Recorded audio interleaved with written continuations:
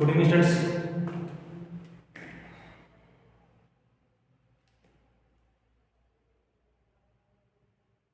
हो रहा क्या विजिबल है? चलो, गुड इवनिंग गुड इवनिंग।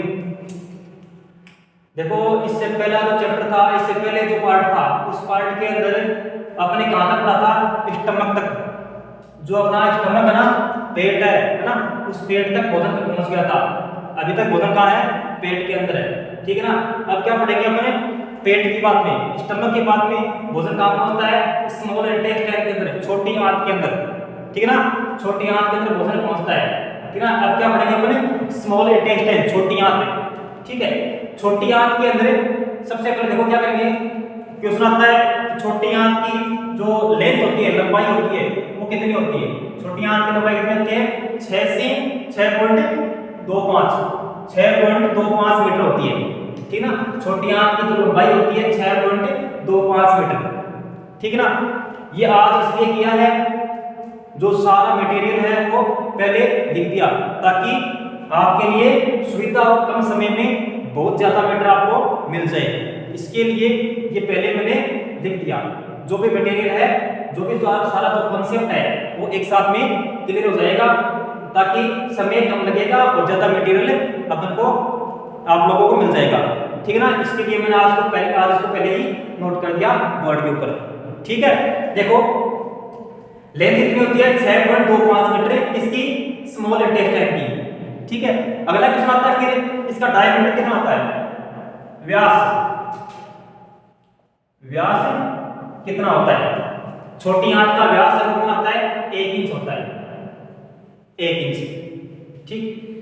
अब एक क्वेश्चन उठता है कि सर छोटी आंत ना, छोटी आंत है, उसकी लंबाई कितनी होती है? 6.25 मीटर, और डायमीटर क्या होता है?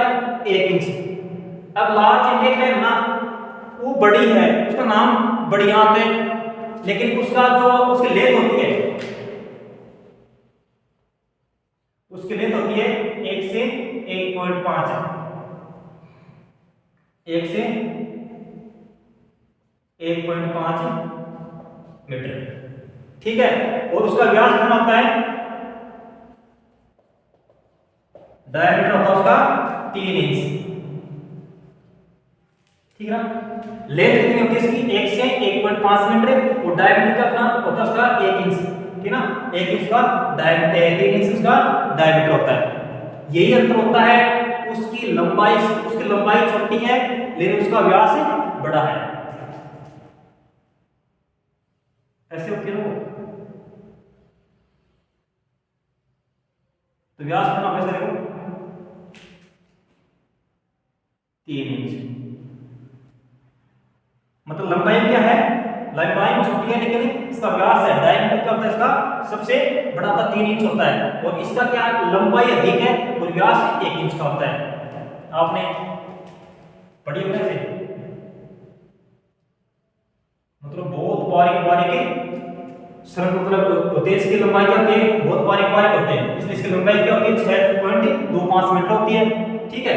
इसलिए बोलते हैं इसको बड़ी आंत इसलिए बोलते हैं, क्योंकि इसका व्यास है वो बड़ा होता है, व्यास बड़ा होता है, डायमीटर बड़ा होता है, और लंबाई कम होती है, और उसका लंबाई अधिक है और व्यास कम है, ठीक है ना। ये कई बच्चों के डाउट रहता है कि इस बड़ी आंत नाम है सर इसका, तो इसको बड़ी, इसकी लंबाई छोटी होती है, इसलिए इसको बड़ी आंत क्यों बोलते हैं? लंबाई छोटी होती है इसकी, क्योंकि इसका जो डायमीटर होता है ना, वो बड़ा होता है, इसलिए इसको क्या बोलते हैं? बड़ी आंत बोलते हैं। और इसका डायमीटर होता है वो छोटा होता है, और लंबाई लेंथ होती है वो बड़ी होती है, ठीक है ना।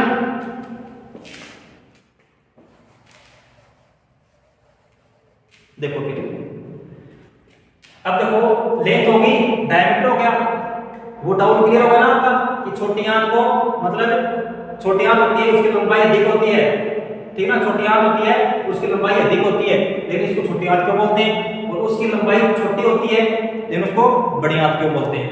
चलो आगे, अगला है अपना स्मॉल इंटेस्टाइन के 3 भाग होते हैं। छोटी आंत होती है, उसके 3 भाग होते हैं। कौन कौन से होते हैं? नंबर 1 है डोडोनम, नंबर 2 है जेजुनम, नंबर 3 है इलियम, ठीक है ना। डोडोनम, जेजुनम और इलियम 3 पार्ट होते हैं इसके, छोटी आंत के 3 पार्ट होते हैं। डोडोनम, जेजुनम और इलियम, याद रखना, ठीक है।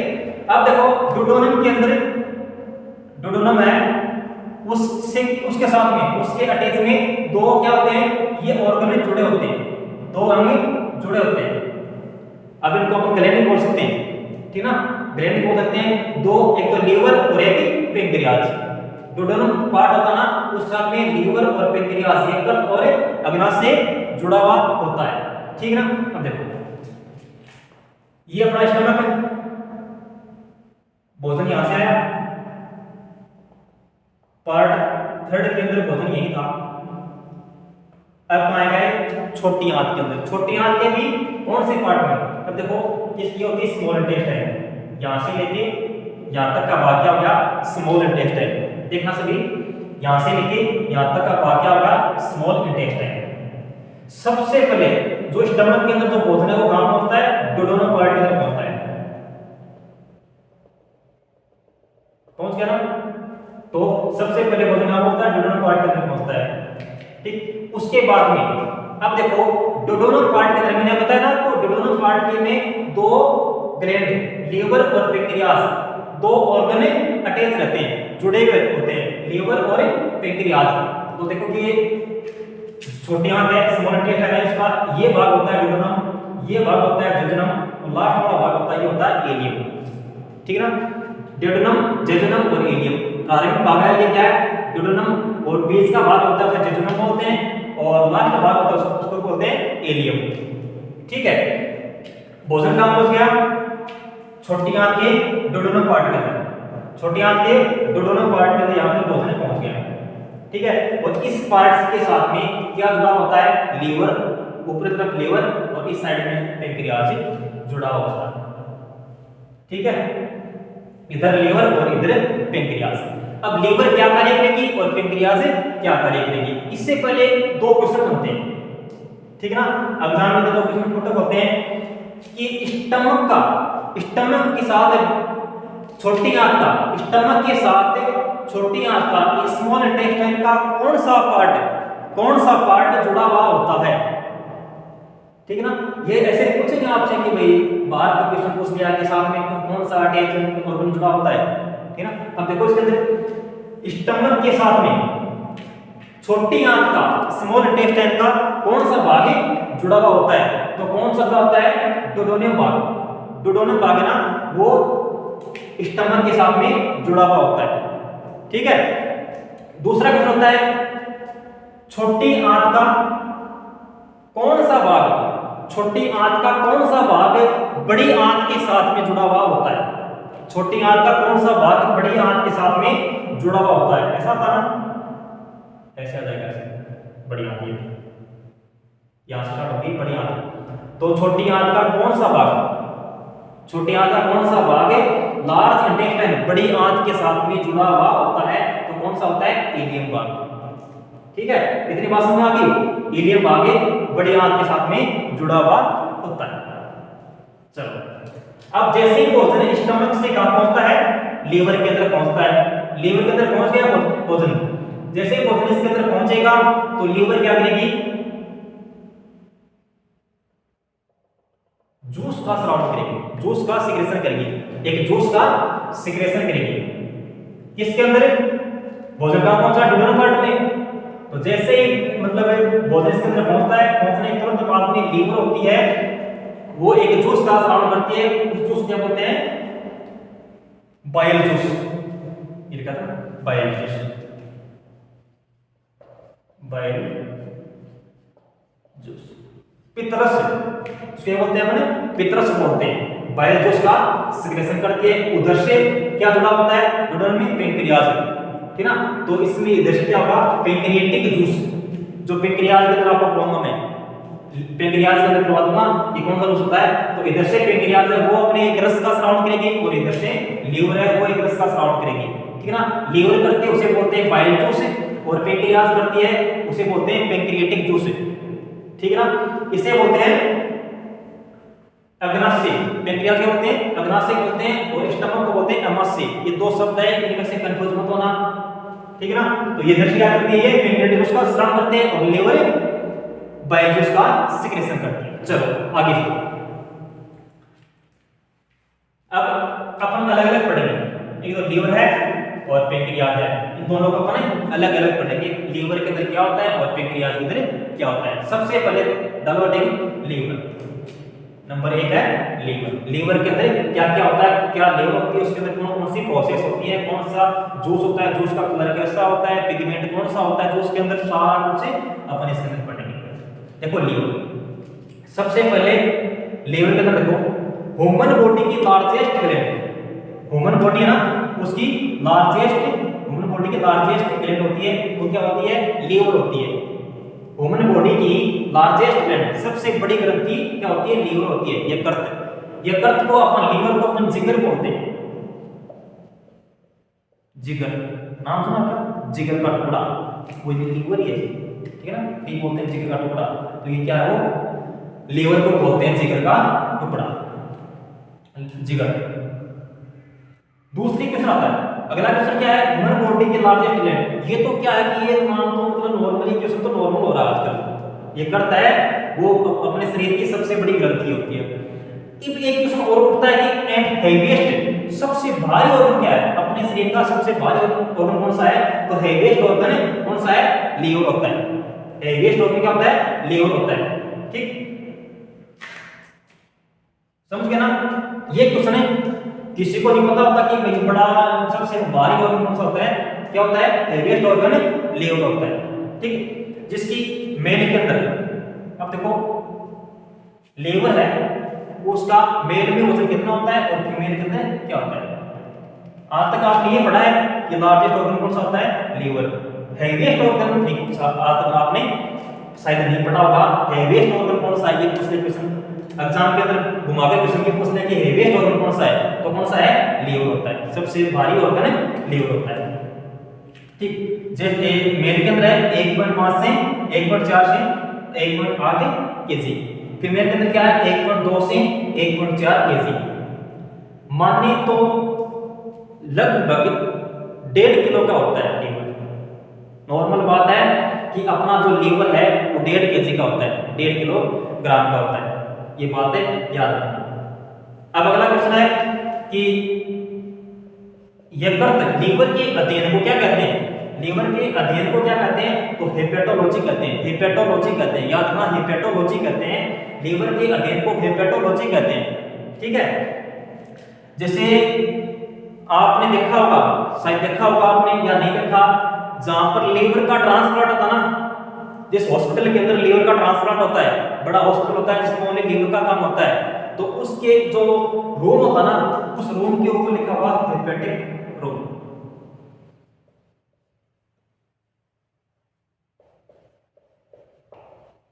हेपेटिक रूम देखना कभी, जहां पर क्या होता है लीवर ट्रांसप्लांट होता है या लीवर का कुछ भाग यहाँ रखा हुआ है या लीवर रखा हुआ है, स्टोर किया हुआ है, उसको आपको क्या उस रूम के बोलेंगे, हेपेटिक रूम बोलते हैं उसको, याद रखना, ठीक है ना, हेपेटिक रूम। अब देखो ये होगी हेपेटिक हेपेटोलॉजी, इसके अध्ययन क्या बोलते हैं, हेपेटोलॉजी। अगला है कि लीवर के अंदर कौन सी सेल्स होती हैं, लीवर में पाई जाने वाली कोशिकाओं के नाम बताओ, लीवर के अंदर पाई जाने कोशिका का नाम बताओ, कोशिकाओं नहीं, कोशिका का नाम बताओ, कौन सी कोशिका होती है जो लीवर का निर्माण करती है, तो वो होती है हेपेटिक सेल, हेपेटिक सेल होती है, वो क्या करती है, लीवर का निर्माण करती है, लीवर के अंदर हेपेटिक सेल होती है, ठीक है ना, तो ये याद रखना। दूसरा है लीवर कौन सा जूस बनाती है, लीवर होती है कौन सा जूस बनाती है, तो कौन सा बनाती है, बाइल जूस। ये लीवर क्या करती है, बाइल जूस का निर्माण करती है, बाइल जूस बनाती है, ठीक। तो ये बहुत इंपॉर्टेंट है,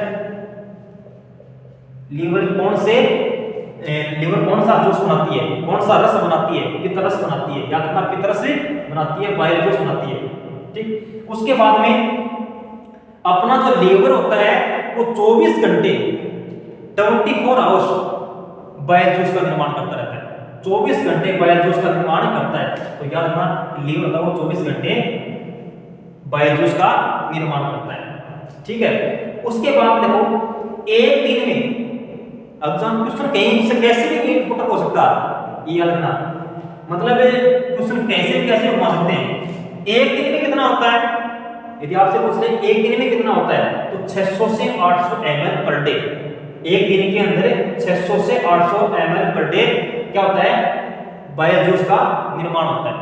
ठीक है, अगला प्रश्न है किस नेचर का होता है, किस प्रकृति का होता है। तो किस प्रकृति का होता है, 7.6 इसका पीएच होता है। तो आपको पता है किस प्रकृति का होता है, बेसिक प्रकृति का होता है। ठीक ना, 7.6 पीएच का, तो किसका होता है, बेसिक प्रकृति का होता है।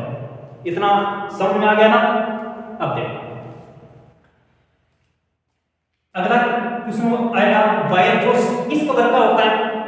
बायो जूस होता है वो किस कलर का होता है, तो किस कलर का होता है, ग्रीन मार्कर से ग्रीन कलर का होता है। बायो जूस ग्रीन कलर का होता है, हरे रंग का होता है। ठीक है, और क्वेश्चन लो, बायो जूस के अंदर कौन सा पिगमेंट होता है। बायो जूस के अंदर बिलीवर्डिन पिगमेंट होता है। बिलीवर्डिन पिगमेंट होता है, याद रखना, बायो जूस के अंदर बिलीवर्डिन पिगमेंट होता है।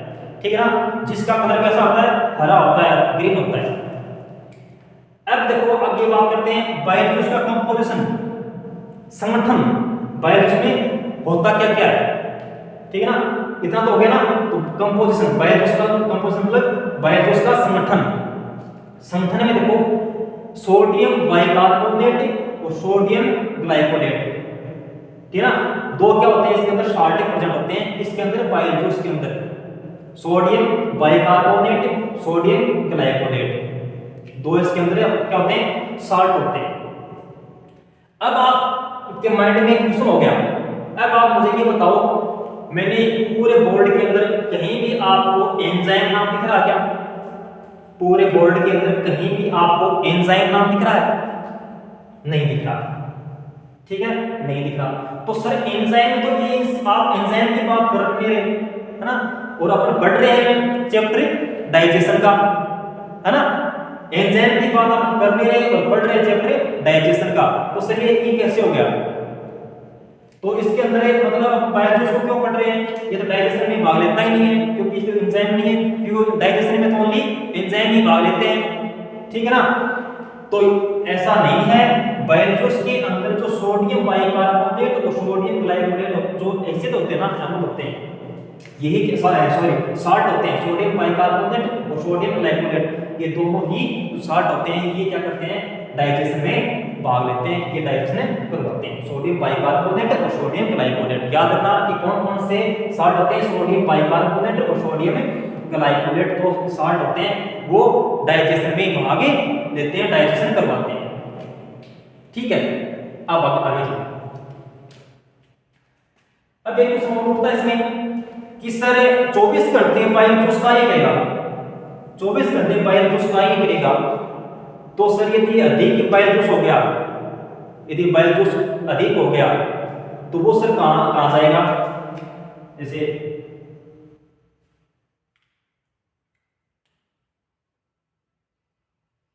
ये क्या होगी, लीवर होगी।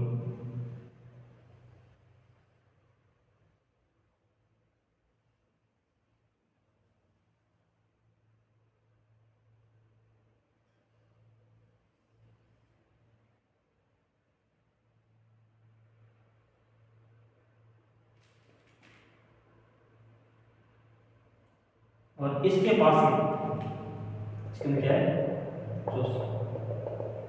इसके पास में एक क्या बनेगा, गॉल ब्लैडर। गॉल ब्लैडर मतलब गॉल ब्लैडर मिलेगा, उसके अंदर जो बायो जूस ना, जैसे ये मान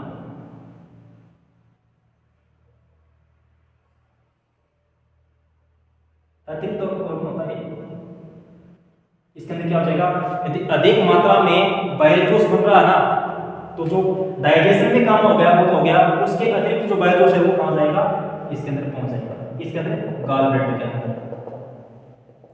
कभी कभी आपने सुना गॉल ब्लैडर में पथरी होती है, यहाँ पर पथरी हो जाती है, तो क्या करते हैं, इस गॉल ब्लैडर को हटवा लेते हैं, क्योंकि ये अतिरिक्त ऑर्गेनिज्म का कार्य नहीं है, ठीक है ना, तो ये गॉल ब्लैडर को हटवा लेते हैं। ये बोलते हैं गॉल ब्लैडर के अंदर पथरी किसकी है, किसमें है, गॉल ब्लैडर के अंदर है, तो उसको ऑपरेशन के द्वारा इसको हटवा लेते हैं, पित्त थैली, इसको अपन क्या बोलते हैं, पित्त थैली। ये बोलते हैं ना पित्त थैली के अंदर जो पथरी है, तो ये वो होती है पित्त थैली, इसका इसके अंदर क्या होता है, पित्त भरा रहता है, रस मतलब बाइल जूस भरा रहता है इसके अंदर, तो इसको हटवा लेते हैं ऑपरेशन के द्वारा, क्योंकि इसका कोई कार्य नहीं होता। ठीक, अब देखो लीवर, लीवर से क्या हुआ, बाइल जूस का सिक्रेशन हुआ। ये क्या है, बाइल जूस, ये क्या हुआ, बाइल जूस आ गया इसके अंदर, ड्यूडेनम में आ गया बाइल जूस। अब इसके अंदर क्या हुआ, भोजन है ना वो मिक्सिंग हुआ, तो मिक्सिंग फूड मतलब जो भोजन आया है, जो अपने ड्यूडेनम के अंदर हमने जो भोजन खाया है ना, उस भोजन के साथ में क्या हो जाएगा, बाइल जूस मिक्स हो जाएगा। समझ गए, जो अपने भोजन ग्रहण किया उस भोजन के साथ में बाइल जूस मिक्स हो जाएगा। समझ गए, और मिक्स होने के बाद में जो भोजन के साथ में अपन ने जो लिपिड्स खाया है, जो लिपिड्स खाया ना, जो अपन ने भोजन ग्रहण किया उस भोजन के साथ में अपन ने जो लिपिड्स खाया ना, उस लिपिड्स का क्या करेगा, डाइजेशन करेगा। कौन करेगा, बाइल जूस। ये बहुत ही याद रखना। लीवर ने क्या किया, बाइल जूस का सिक्रेशन कर दिया, श्रावण कर दिया। श्रावण करने के बाद में इसके अंदर क्या हुआ, ये बाइल जूस जो ड्यूडेनम के अंदर जो पहले से भोजन रखा हुआ था, जो आया हुआ है, उसके साथ में ये बाइल जूस क्या हो जाएगा, मिक्स हो जाएगा। तो इधर से भोजन यहाँ पहुंच गया, पहुंचते ही तुरंत क्या करेगा, लीवर क्या करेगा, बाइल जूस का सिक्रेशन कर देगा, तो ये इसके अंदर मिक्स हो गया, और इधर से पेनक्रियाज कर देगा, ये इसके अंदर मिक्स हो गया। समझ गए, मिक्स होते ही क्या करेगा, जो भोजन के साथ में अपने जो लिपिड्स खाया ना, उसका क्या करेगा, डाइजेशन करेगा। तो अपने जो लिपिड्स खाया ना, वो क्या है, बड़ी बड़ी ड्रॉप्स के अंदर है, जो अपने चिकना चिकना पदार्थ है ना, वो क्या बड़ी बड़ी ड्रॉप्स के अंदर है।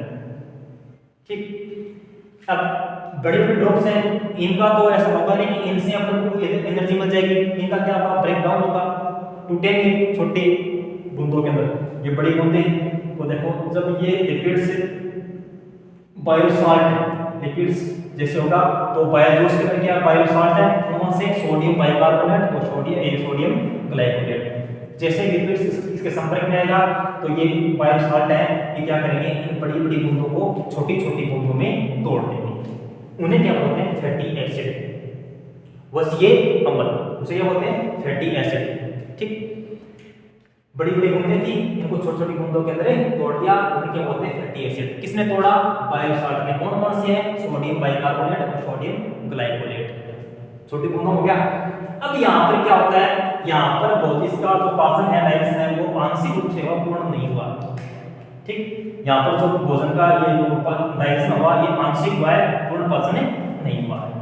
ठीक, अब लिपिड्स का फैटी एसिड के अंदर बड़ी बूंदों का छोटी बूंदों में जो ट्रांसफर हुआ ना, मतलब छोटी बड़ी बूंदें और छोटी बूंदों में टूटी हैं, इस क्रिया को बोलते हैं इम्यूनिफिकेशन।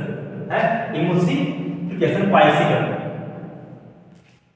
पाइसीकरण ये याद रखना, पाइसीकरण क्या कहलाता है, लिपिड्स का लिपिड्स की बड़ी बूंदों का छोटी बूंदों में क्या होना, कन्वर्ट होना, क्या कहलाता है, पाइसीकरण कहलाता है। ठीक, इतना हो गया। अब अगला है इंपॉर्टेंट, तो बहुत इंपॉर्टेंट है, पिगमेंट। बाइल जूस के अंदर पिगमेंट कौन कौन से होते हैं, बाइल जूस में पिगमेंट वर्णक कौन कौन से होते हैं, इसको क्या बोलते हैं, वर्णक बोलते हैं। हिंदी मीडियम वाले देखना, पिगमेंट में बोलते हैं, वर्णक बोलते हैं। ठीक, अब पिगमेंट बाइल जूस के अंदर पिगमेंट, दो पिगमेंट होते हैं, बिलीरुबिन और बिलीवर्डिन। बिलीरुबिन और बिलीवर्डिन। बिलीरुबिन होता है, उसका कलर होता है येलो, और बिलीवर्डिन का कलर होता है ग्रीन। ठीक है, अब ये बिलीरुबिन आपने नाम सुना होगा कभी, पीलिया होता है, पीलिया होता है, वो इसकी मात्रा बढ़ जाती है। जो पीलिया होता है ना, पीलिया इसकी मात्रा बढ़ जाती है, उसके कारण क्या होता है, बिलीरुबिन पीलिया रोग होता है। मतलब बिलीरुबिन जो पिगमेंट है उसकी मात्रा ब्लड के अंदर बढ़ जाती है, और बढ़ने के कारण क्या होती है, उसमें पीलिया रोग हो जाता है। नाखूनों के अंदर, आंखों में जो पीलापन आता था ना, वो बिलीरुबिन के कारण आता है। जो बिलीरुबिन होता है ना, उसके कारण आता है, और उसका कलर कैसा होता है, येलो कलर होता है। ठीक है, तो ये जो बिलीरुबिन है, ये बहुत ही खतरनाक, बहुत ना डेंजरस अधिक मात्रा में यदि श्रावण इसका हो गया, डिस्कस हो गया, तो ये अपने शरीर के लिए और लीवर के लिए सबसे घातक सिद्ध हो सकता है यदि बिलिरुबिन की मात्रा बढ़ गई तो। ठीक, और बिलिवर्डिन ये इसका होता है ग्रीन कलर। छोटा बच्चा होता ना जन्म के 1-2 दिन बाद में, 2-5 दिन बाद में, उस समय उसकी जो पोटी होती है ना, कैसी होती है? ग्रीन कलर की होती है। देखना हरे रंग की होती है, वो किस पिगमेंट के कारण होती है? बिलिवर्डिन पिगमेंट के कारण होती है। ठीक ना, उसकी जो पोटी होती है वो बिलिवर्डिन पिगमेंट के कारण उसकी हरे ग्रीन कलर की होती है। इतना कुछ आपने समझा, मैं आशा करूंगा आप सभी के समझ में आ गया होगा। ठीक है, और इससे पहले जो पढ़ाया था उसको आप साथ साथ में पढ़ते रहना। ठीक है, कुछ समझ में नहीं आए वो कमेंट करके पूछ सकते हैं। और उसके बाद में डाइजेस्टिव सिस्टम है, ये बड़ा चैप्टर है, इसके लिए मैंने इसके जो सारे जो कॉन्सेप्ट है अलग अलग वीडियो में डालूंगा। और भी यदि इसके अंदर जो आपको डाउट बचा है वो क्या होगा, पीडीएफ के अंदर सभी क्वेश्चन है फोटो हो जाएंगे, और वो जो पीडीएफ है वो डिस्क्रिप्शन में दे दी जाएगी, उसकी कोई दिक्कत नहीं है। ठीक है ना, शायद इतना आपके समझ में आ गया होगा।